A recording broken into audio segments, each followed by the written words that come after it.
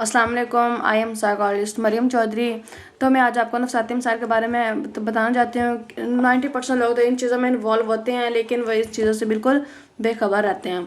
लेकिन आज मैं आपको एक ऐसा डिसऑर्डर्स के बारे में बताना चाहती हूँ जो बहुत सारे 80% तो लोगों में इन्वॉल्व होता है, लेकिन लोग इस चीज़ से बेखबर रहते हैं।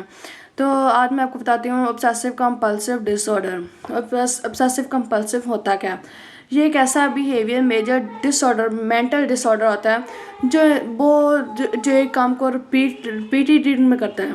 ठीक है, रिपीट करता है बार बार। जहन पर छा जाने वाले ख्यालात, अपने काम की बार बार दोहराई करना, ऐसे ऐसे काम बार बार सख्ती से अपने रूटीन पर अमल करना, इसे कहते हैं ऑब्सेसिव कंपल्सिव डिसऑर्डर।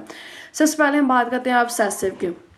ऑब्सेसिव में ये होता है कि हम अक्सर हमारे यहाँ अक्सर ये होता है कि अगर हम कह दें कि किसी के घर चोर आए थे या किसी के घर चोरी हो गई, तो लोग वो क्या होता है, वो बात तो लोग सुन लेते हैं लेकिन अपने माइंड पे हैवी कर लेते हैं, जिसकी वजह से उनको एक खौफ होना शुरू हो जाता है कि वो रात को सोचने पर ख्यालात उनको आते हैं। वो सोचते हैं कि अगर हमारे घर चोरी होगी तो हमारा क्या बनेगा, हमारे घर अगर कुछ हो गया तो हम क्या करेंगे, अगर लॉक ओपन कर लिया किसी ने तो क्या करेंगे। वो बार बार जाते हैं, जाके अपने दरवाजे का लॉक चेक करते हैं, कहीं वो खुला तो नहीं है, कहीं वो किसी ने ओपन तो नहीं कर दिया। तो जो ऐसे ख्याल जो उसके दिमाग पे मुसल्लित हो जाता है, हैवी हो जाना अपने माइंड पर किसी चीज़ को। तो फिर वो खुद को अनसेफ घर में फील करते हैं। वो कहते हैं शायद इस घर में हम सेफ नहीं है, हमारे साथ वालों के घर चोरी हो गई, शायद हमारे घर ना चोरी हो जाए। तो इसलिए जब वो अनसेफ खुद को फील करते हैं तो वो उनमें एग्जाइटी पैदा हो जाती है, उनमें बेचैनी लग जाती है। तो उनको बेचैनी रहती है, वो कहते हैं हाय इनके घर चोरी हुई, हमारे घर भी होगी। तो इस वजह से वो खुद से ही वो एक मेंटल डिसऑर्डर में इन्वॉल्व हो जाते हैं। तो हम सबसे पहले इसमें इंसान की बैड ख्यालात, बैड थिंकिंग, बैड थॉट्स जन्म लेना शुरू कर देती हैं। तो इसके बाद हम कंपल्सिव की बात करेंगे। तो इसमें हमारे ये होगा कि इसमें हमारी रिपीटेड होगी, हम सख्ती से एक काम को बार बार अपने सख्ती पर रिपीट करना, इसको कहते हैं कंपल्सिव। तो हम बात करते हैं, तो हम कहते हैं कि हमने घर साफ़ किया, ठीक है, हमने वन टाइम घर साफ़ कर लिया है, तो लेकिन ये हम चाहते हैं कि फिर हम बार बार साफ़ करते हैं। अगर कोई गेस्ट आ जाता है तो जैसे ही गेस्ट जाते हैं हम दोबारा फिर अपना घर साफ़ करते हैं। जब तक हम घर साफ़ ना कर लें हमारा माइंड हमारा सेटिस्फाई नहीं होता, इसलिए हमें अजीब सी एग्जाइटी होने लग जाती है कि हाय ये चीज़ क्यों गंदी है, यहाँ ये चीज़ ऐसे नहीं ऐसे होना चाहिए।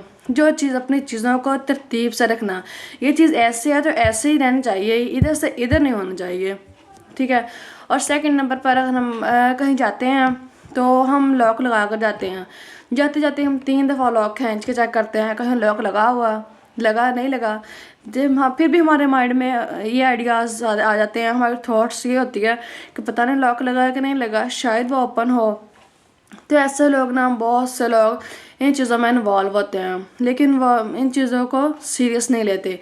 तो इसका बहुत सारी ऐसी बात है, बहुत सारे अपने काम को रिपीट करना, अपनी चीज़ों को केयर करना, खुद से ज़्यादा दूसरों के बारे में सोचना।